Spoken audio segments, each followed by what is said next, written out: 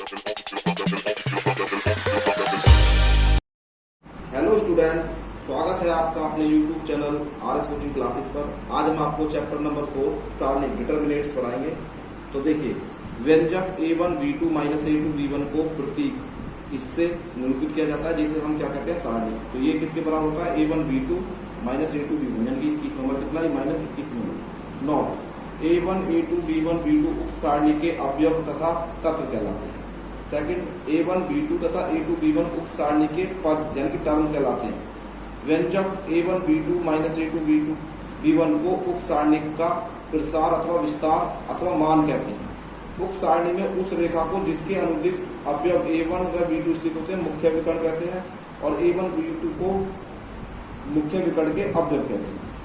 अब व्यंजक a1 b2 b2 c3 minus b3 c2 minus b1 a2 c3 minus a3 c2 plus c1 a2 b3 minus a3 b2 को प्रतीक से निरूपित किया जाता है, जिसे तृतीय कोटि अथवा तृतीय क्रम का सारणी कहते हैं, क्योंकि इसमें 3 पंक्तियां तथा 3 स्तंभ हैं। अब ये कैसे आया, a1 को ऐसे रख लेते हैं। ये कैसे आया जी, a1 और ये पहली रो पहली कॉलम, इसको रख दिया तो देखो b2 c3 minus b3 c2 ये आ गया जी। फिर प्लस के बाद माइनस b2, अब यानी कि ये रख लेंगे ये और ये, तो क्या आ गया a2 c3 a3 c2 ये आ गया। उसके बाद ये वाला a2 b3 minus a3 b2, इस तरह से ये प्रसार हो जाता है। कुछ नोट्स हैं। पहला, सारणिक में पंक्तियों की संख्या हमेशा स्तंभों की संख्या के बराबर होती है, और सारणिक का क्रम पंक्तियों की संख्या या स्तंभों की संख्या के बराबर होता है। n क्रम के सारणिक में अवयवों की संख्या क्या होती है, n स्क्वायर, और पदों की संख्या होती है n फैक्टोरियल।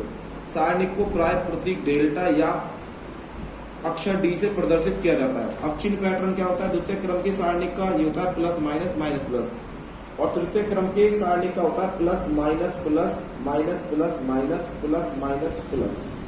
चतुर्थ क्रम के साथ थोड़ी मिस्टेक थी, यहाँ पर माइनस प्लस की जगह माइनस आना था। क्या है, plus minus plus minus minus plus minus plus plus minus plus minus minus plus minus plus. सारणिक के प्रारंभिक गुणधर्म। तो पहला प्रगुण है, यदि किसी सारणिक की किसी पंक्ति अथवा किसी स्तंभ का प्रत्येक अवयव शून्य है तो सारणिक का मान शून्य होता है। वेरिफिकेशन में देखिए, जैसे मैंने यहाँ दूसरी रो जो है 0 0 ले ली, तो अब देखो 1 इंटू 0 माइनस 0 माइनस का 2 आ गया, फिर 0 इसकी गुणा करोगे इसमें 0 इसकी गुणा करोगे ये भी 0 प्लस 3 आ गया, इसकी गुणा इसमें करी 0 माइनस इसकी गुणा इसमें करी 0, तो यानी कि ये क्या आ जाएगा, 0 आ जाएगा। प्रगुण नंबर 2, यदि किसी सारणी की पंक्तियों को स्तंभों में तथा स्तंभों को पंक्तियों में परिवर्तित कर दिया जाए तो उस सारणी के मान में कोई परिवर्तन नहीं होता है। सत्यापन देखिए, ये करा दिया 4 6 माइनस का 2 हो गया। अब पंक्तियों को स्तंभों में परिवर्तित करने पर देखो, ये पंक्ति मैंने स्तंभ में परिवर्तित कर दिया। अब देखो 4 माइनस 6 यानी कि माइनस 2, इसका मतलब डेल्टा और डेल्टा डैश में कोई परिवर्तन नहीं है।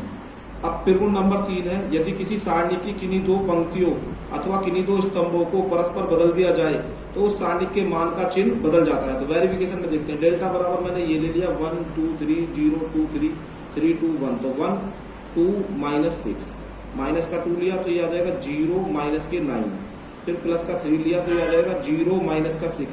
सोल्व कर दिया दिए, सोल्व करने के बाद क्या आया, माइनस के 4। अब R1 इंटरचेंज कर दिया R2 में, पंक्तियों को बदलने पर ये डेल्टा डैश हो गया, तो ये पंक्तियां मैंने बदल दी हैं। अब देखो 0, क्योंकि 0 में मल्टीप्लाई करेंगे 0, तो यहाँ आ गया माइनस का 2, 1 की मल्टीप्लाई 1 में माइनस 3 की 3 में 9 हो गया, प्लस 3 तो ये आ गया 2 माइनस 6। सोल्व किया तो ये आ गया प्लस का 4, इसका मतलब डेल्टा माइनस डेल्टा डैश के बराबर है। त्रिगुण नंबर 4, यदि किसी सारणी की कोई 2 पंक्तियां अथवा कोई 2 स्तंभ सर्व आइडेंटिकल है तो उस सारणी का मान शून्य होता है। सत्यापन में देखिए, ये 1 2 3 4 5 है, 1 2 3 यानी कि ये दोनों सर्वसम है। अब इसका मान निकालते हैं, तो ये मान निकाल रहे हैं जी, जैसे हमने पहले निकाला था। इसका मान क्या आ गया, 0। अब त्रिगुण नंबर 5 है, यदि किसी सारणी की किसी पंक्ति अथवा किसी स्तंभ का प्रत्येक अवयव 2 या 2 से अधिक पदों का योग है तो सारणी को उसी क्रम के 2 या 2 से अधिक सारणिकों के योग के रूप में व्यक्त किया जा सकता है, जैसे कि ये दे रखा है। सत्यापन में देखिए, x+2 x+3 x+4 y z x z x y, तो देखना ये कर दिया, इसमें x x x y z x z x y plus 2 3 4 y z x y, ये डेल्टा 1 डेल्टा 2, यानी कि उस 3 गुणा 3 के दो सारणिकों के योग के रूप में लिख दिया गया। त्रिगुण नंबर 6, यदि किसी सारणी की किसी पंक्ति अथवा किसी स्तंभ के प्रत्येक अवयव को अचर k से गुणा कर दिया जाए तो नए सारणिक का मान मूल सारणिक के मान का k गुना हो जाता है। सत्यापन में देखिए जी, ये दे रखा है kx ky kz, यानी कि पहली रो में k का मान k की मल्टीप्लाई है और ये p q r, ये प्रसार कर दिया kx qc minus br minus ky pc minus ar plus kz pb minus aq। ये यहाँ से k कॉमन आ गया तो ये देख लीजिए। अब डेल्टा डैश k यहाँ मैंने बाहर ले लिया कॉमन लेकर, तो यहाँ देखिए तो ये मान और ये मान दोनों बिल्कुल सेम है। इसका मतलब क्या हुआ, डेल्टा बराबर डेल्टा डैश हो गया। त्रिगुण नंबर 7, यदि किसी सारणी की किसी एक पंक्ति अथवा किसी एक स्तंभ के सभी अवयवों में किसी अचर से गुणा करके किसी अन्य पंक्ति अथवा किसी अन्य स्तंभ के संगत अवयवों को जोड़ या घटा दिया जाए तो सारणिक का मान अपरिवर्तित रहता है। वेरिफिकेशन में देखिए, सारणिक दे रखा है ये कि दूसरे स्तंभ के अवयवों में k से गुणा करके पहले स्तंभ से के संगत अवयवों में जोड़ने पर, देखो इसमें ये k में इसमें गुणा करके जोड़ दिया, a1 plus k b1 a2 plus k b2 ये कर दिया। फिर इसको क्या है, त्रिगुण नंबर 5 से कर दिया अलग अलग सारणिकों के रूप में। तो ये तो ऐसे ही आ गया, इसमें से k कॉमन आ गया तो ये आ गया जी।